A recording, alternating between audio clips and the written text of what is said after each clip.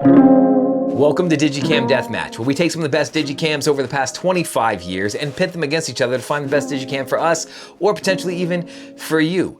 This season, we have 16 digicams from our collection chosen at random, competing in a Sweet 16 style tournament where only one camera will prevail. For the digicams to qualify, they had to meet the following criteria. They had to be under $1,000 USD, either new or used. Batteries and memory cards needed to be readily available on platforms like Amazon. And they had to be able to fit into your pocket. Or if you're like me and you don't have very big pockets or any at all, then to fit in a very small bag. We call this pocketable.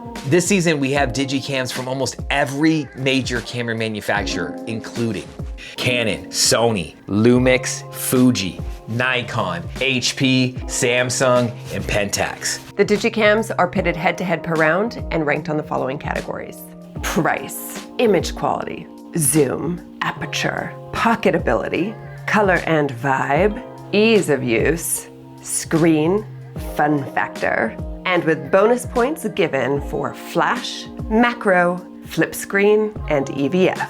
For episode 8, we have the Lumix ZS99, manufactured in 2025, competing against the Sony HX80, manufactured in 2016.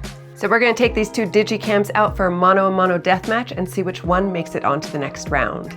All the photos you're gonna see today, guys, are JPEGs straight out of both of these cameras. Now, we try to go into the color settings of these cameras and kind of make our own special sauce. So if you want those color settings, we will leave those for you at the end of this video.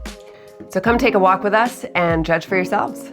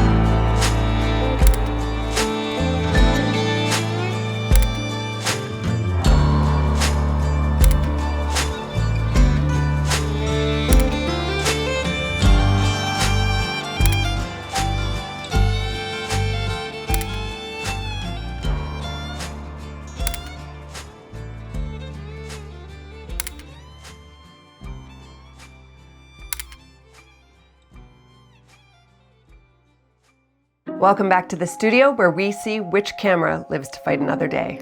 Now keep in mind, guys, that we only went out and shot these cameras for a couple hours, but we have owned both these cameras for well over several months, so our rankings are based on that combined experience. Now each camera is awarded 1 point for each category 1, and in the event of a tie, both get a point. We also award additional points in the price category for every $200 cheaper a DigiCam is versus its competitor. So on that note, let's start with price. The ZS99 was purchased for $500 new, where the Sony HX80 was purchased for $380 used, so the point goes to the Sony for this round. No extra points though. Next up, we have image quality. For image quality, this was a tough decision. Both of these cameras kick out amazing images, especially for their price.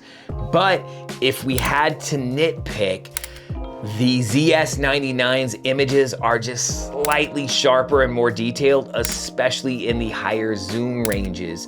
So we're gonna have to give the point to the ZS99. And now we've got pocketability. So for pocketability, the Lumix ZS99 is pretty gigantic actually, and not very pocketable at all. So the point is gonna go to the Sony HX80, which is pretty good, pretty pocketable. Next up, we have zoom. The Lumix ZS99 has a full frame equivalent zoom range of 24 millimeters to 720 millimeters versus the Sony HX80, which has a full frame zoom equivalent of 24 millimeters to 720 millimeters. These guys both have ridiculous zoom ranges, 720 millimeters, all the way down to 24 millimeters on the wide end. It's actually, all these cameras are pulled at random, and somehow both of these matched up against each other with those gigantic zoom ranges, so they get a tie. And the next category is aperture. The Sony HX80 has an aperture range of 3.5 to 6.4, where the Lumix ZS99 has an aperture range of 3.3 to 6.4. So the point goes to the Lumix ZS99 for this round. Next up, we have colors and vibe. Now keep in mind, guys, that this category is very subjective, but in our opinion, the Lumix S99 just hits a tiny bit more, but it was so close. Both of these cameras have pretty cool colors and vibes for what you can get straight out of camera.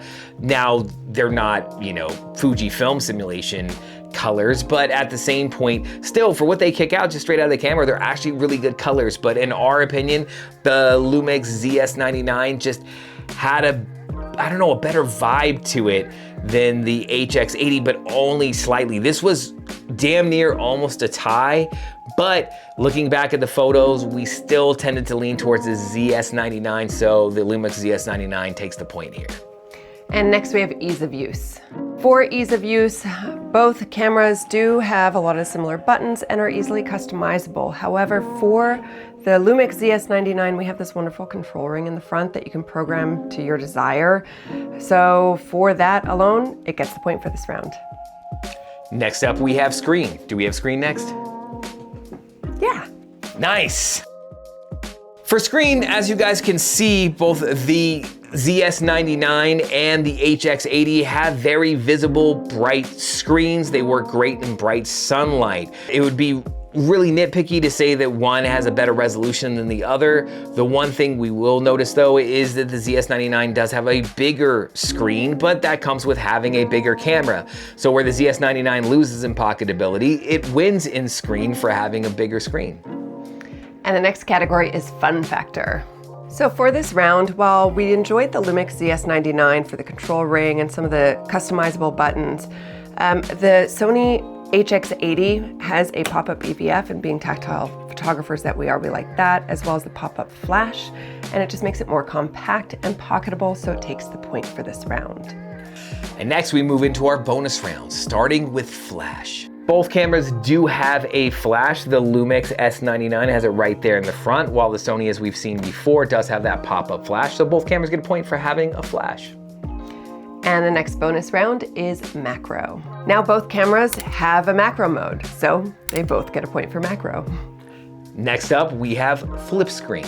Both the Lumix ZS99 and the Sony HX80 do offer a flip screen slightly. So On the ZS99, you can tilt the screen up to get a lower shot, kind of on that plane level, or you can flip it over and get into your selfie mode. And that is pretty much it. It can't articulate in any other way. The HX80 does the same damn thing. So it can go to that little half slide mode if you want to get low on those waist level shots or those lower macro shots, and it can flip around and give you that kind of selfie vibe. So both get a point for having a flip screen. And next is EVF.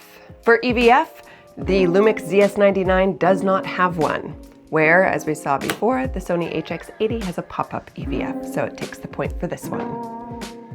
And that puts us to our Deathmatch winner.